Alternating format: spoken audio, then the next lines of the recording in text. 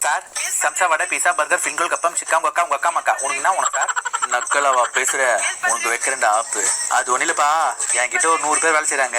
அவங்களுக்கு 100 சம்சா 100 bread omelette வாங்கலாம்னு நினச்சேன் அதான் உங்களால் போட முடியுமான்னு நினைக்கிறேன்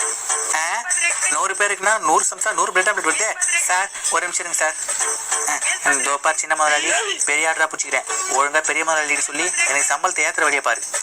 டேய் உன் வாழ்க்கையில் 100 சம்சா 100 பிரெட் ஆம்லெட் போடுறியா இல்லையே